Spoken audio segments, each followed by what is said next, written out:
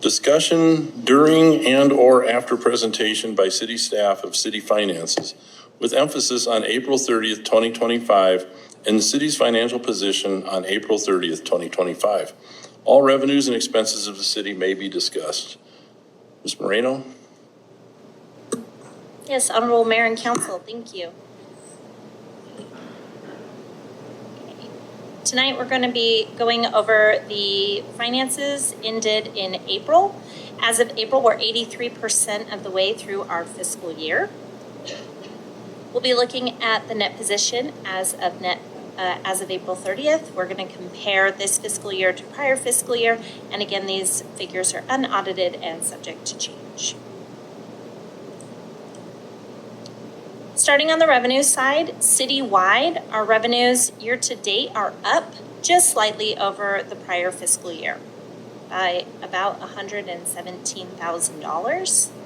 You can see if we're comparing month over month, then there was a decrease from this April to the prior April.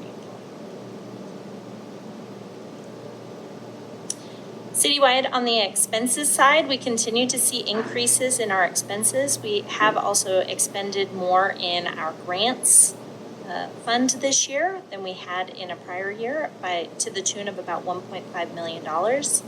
That includes the purchase of SCBAs for the fire department.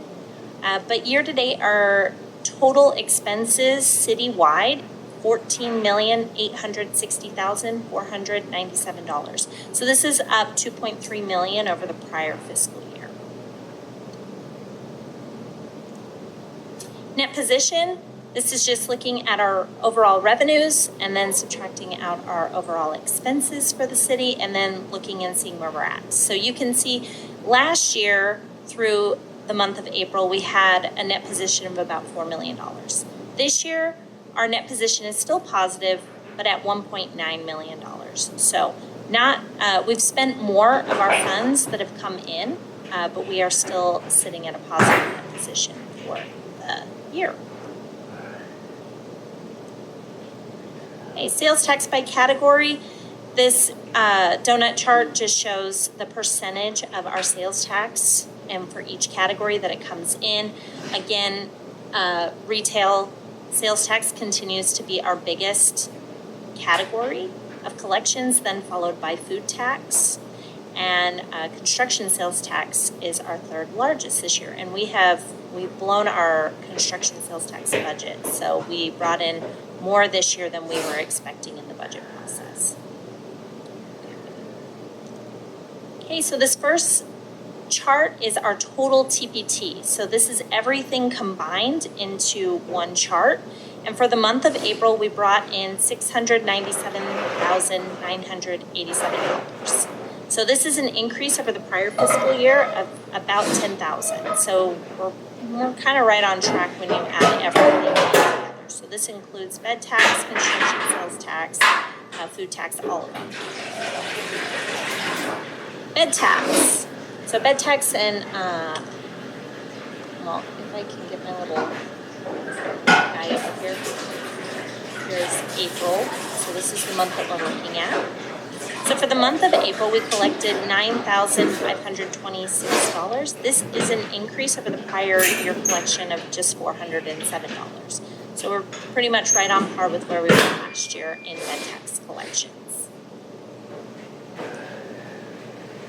Construction sales tax for the month of April was $80,000. Year to date, we have collected $875,776.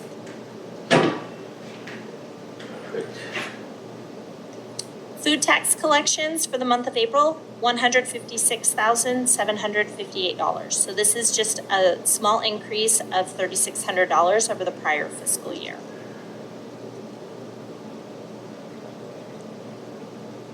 Retail and use tax collected for April was $320,000, $320,000. This is actually a decrease over the prior year of about $2,000. Okay. And then the last one is our restaurant and bar collections. And for collected for April was $79,000, which is actually a significant increase. So if I can get my little